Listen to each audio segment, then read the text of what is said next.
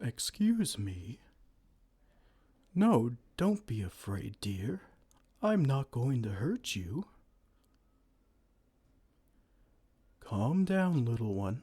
Calm down. I'm not here to cause you any harm. Shh. Skittish little things, you humans are.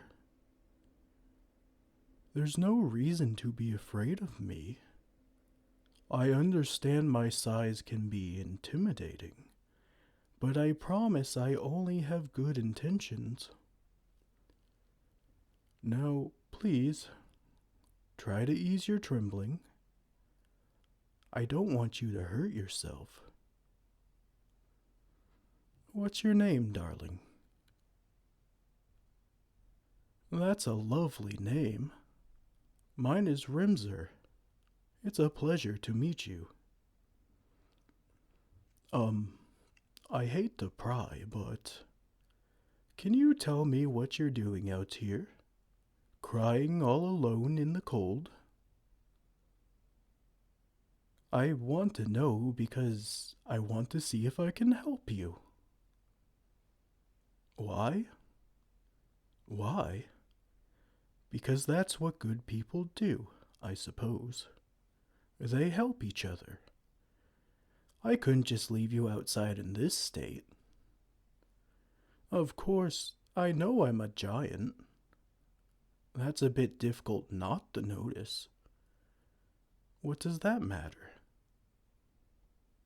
It's true that we're different than you, but we're still people. Aside from size, humans and giants are astonishingly similar. That's actually a big interest of mine. I took multiple human study courses throughout my school years, and I'm currently writing a book about human culture. To say that we're similar is a drastic understatement. My apologies. I'm getting off topic. My point is, little one, that I want to help you in any way that I can. So please, will you trust me enough to share what's burdening you? Your family kicked you out. As in, they left you on the street? How could they do something so cruel? Oh, I'm sorry, dear. You poor soul. No one deserves that kind of treatment. How long have you been wandering by yourself? Poor dear, that's far too long. To be blunt, I'm surprised you're still alive. It's very dangerous for someone of your size to be alone in these woods. I'm sorry that you're feeling so much pain. Would it help if I rubbed your back a little? Your face went pale. Why? No, don't worry, dear. I've done this before. I have plenty of human friends, and I have interviewed many more for my book. In fact, I visit my friends' villages quite often. I know how to be gentle despite my strength. Thank you for trusting me, little one.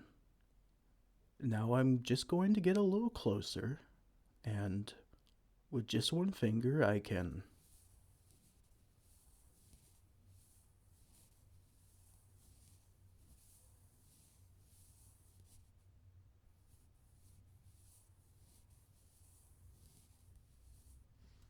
There, darling.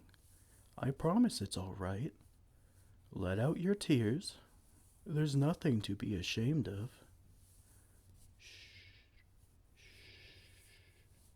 How are you feeling now? That's fantastic. Now then, is there anywhere I could help you get to? Surely you were making for one of the towns nearby. Really? Nowhere at all? My, this is quite the predicament you have yourself in. What to do?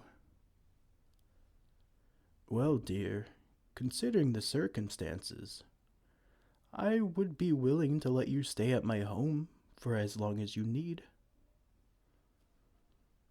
Of course I'm sincere. I can't just let you freeze out here. Besides, I have plenty of space and food for you. Believe me, dear, you won't take up too much space. That's wonderful to hear, little one. Now, come.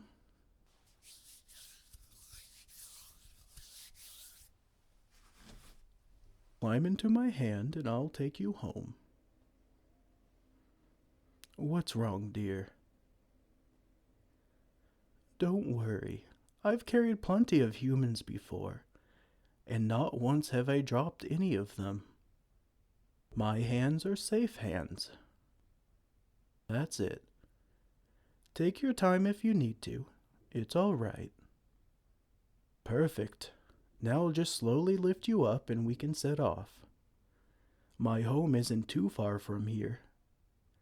Or, I suppose to you it might be, but for me it's only a short walk away. Please hold on to my finger if that helps you feel safer. Let's go, darling. Well, little one, we have arrived. What do you think? Aren't you going to say something? Aw, you're a bit overwhelmed at the moment, dear. That's all right. Don't feel forced to speak if you can't find the words. I can imagine what a difficult adjustment this is for you. I'm just going to set you down on the desk here, so I can prepare a bath for you. With all due respect, you're quite filthy for someone so small. Is this dish too big, or are you able to climb in and out of it? Good. I'll just fill this with water and leave it right here for you. Is the water too warm? Wonderful. Before I leave, here's a hand towel. It will be plenty big enough for you to dry off in. Now I'll just be in the other room preparing a meal for you. I'll come back when it's ready. If you need anything, dear, just yell for me.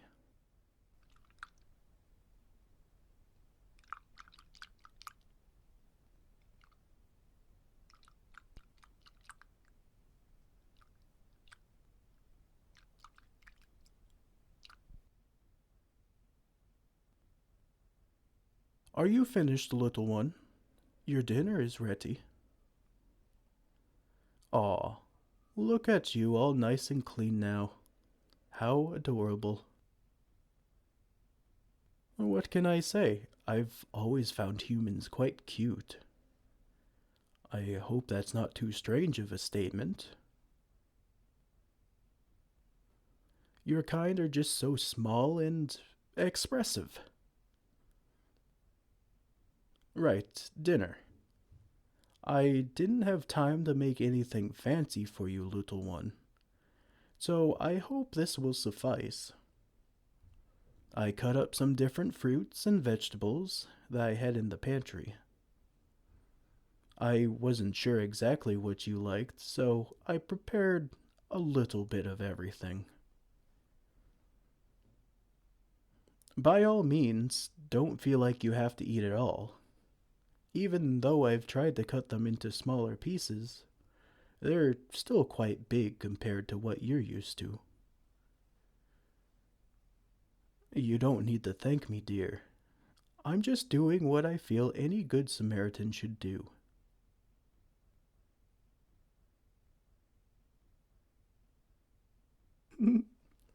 Oh, I'm sorry. It's just... Take smaller bites, darling. I don't want you to choke. Seeing you eat like that is very cute, though. I won't deny it. What's the plan now? Well, I suppose the plan is to get more accommodations for you set up around the house. As long as you're here, you'll be dependent on me for most things. But I still want you to feel comfortable. And then maybe I can take you on a tour of the villages my human friends live in. They might have some extra space for you. Or you can stay here for a while and let yourself process all those big emotions. Whatever works the best for you, dear. Are you done eating? No, it's all right, little one. You honestly ate more than I thought you would. You must have worked up an appetite out there, didn't you? Let me take this plate out of your way, and now I think it's best if we go to bed. Oh, you've clearly had a long day, and I'm about to fall asleep myself. That depends on you, darling. I can make you a bed out of some soft things I have lying around, or you can lay with me in my bed. Why do you look so worried again? Did I say something wrong? Roll on top of you? I'm sorry, but I don't understand. Is it normal for humans to roll around in their sleep? Interesting. Well, I can assure you that I've never heard of a giant rolling in their sleep. Although I've heard tales of giants sleeping so still that humans mistake their bodies as mountains that sprouted on the horizon. If you wish to sleep in my bed, you'll be safe, I can assure you. Otherwise, if you would feel better, I'm more than happy to make a temporary bed for you. In that case, let me carry you to my room. Oh, here, little one. I'm going to set you on this side of the bed, and I'll get in on the other side.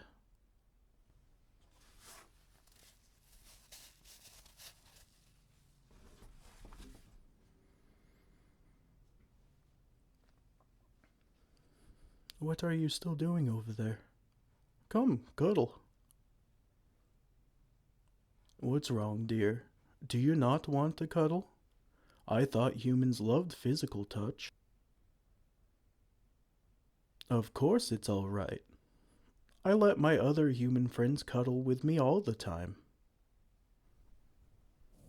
There you go. That's better. Hmm? Did you say something, darling? Yes. I did say humans love physical touch. That's one of the few things that your kind and mine feel different about. Unlike humans who are very sociable, giants are mostly solitary race. We aren't exactly very touchy with each other. Most will take skin-to-skin contact as a sign that you want to fight. No, I'm not a big fan of touch either. I appreciate the thought, little one, but you don't have to move. I'm not sure why, but human touch is different. Maybe it's because your kind reciprocates more. Even now, I can feel you nuzzling into me. Don't be embarrassed. It's nice. Maybe that's part of it too. Your bodies are just so small that I can enjoy little amounts of touch without being overwhelmed. I'm not exactly sure, though. My book? What about it? Well, as I've said, I found your kind fascinating. I was hoping that with this book, I could share with my fellow giants all the things that make you so special. That, and I also hope humans and giants can gain more of a mutual understanding with each other. Most giants are satisfied with you being, well, terrified of them, as it allows them to be alone more easily. And I can't say I know everything about your kind, but I know the few incidents of hostile giants over the ages have left you with frightening tales. I get shivers just thinking about them. I can't imagine how someone your size must feel. Even now, when I go visit my human friends in their villages, the leaders always keep an army of soldiers on standby just in case I try anything. Of course, I never planned to, but I can understand them in a way. Although, after visiting so many times, you would think that they would learn I'm not a threat. At the very least, they could do a better job of hiding their armies. I don't think they realize how much of a view I actually have. Oh, I appreciate your interest. But can we continue this conversation in the morning? Let's get some sleep now, all right? Good night.